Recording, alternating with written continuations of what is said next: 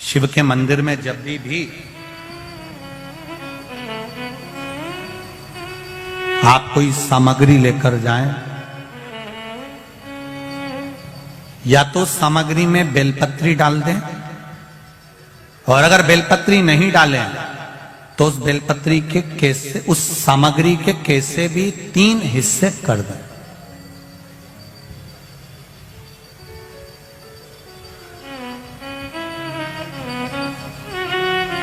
शिव महापुराण की कथा कर रही है, एक भाव वर्णन किया है।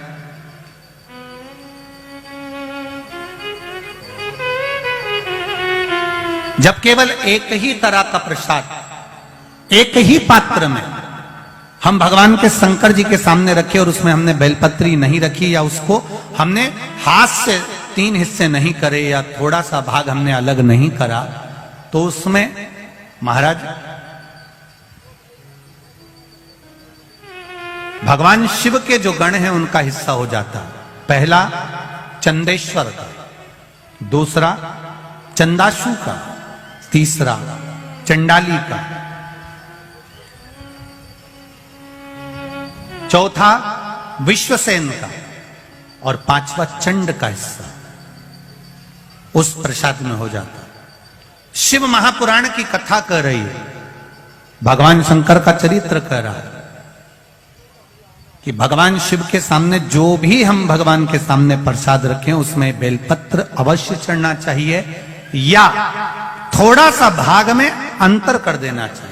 जैसे आप भगवान शंकर के सामने रखें, आपने चिरौंजी रखी, चना रखा, चूरमा रखा, या कोई दही का पंचामृत रखा, उसमें भी आप एक बेलपत्र समर्पित कर सकते हैं।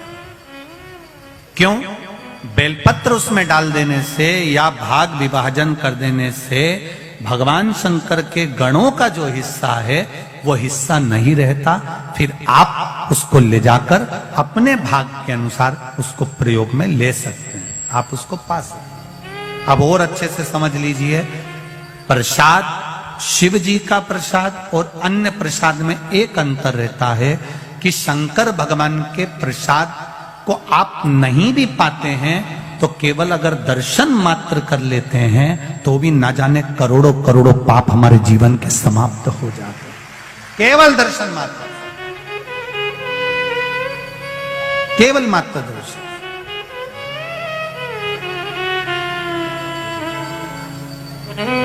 इसीलिए शिव कथा कह रही है महाराज।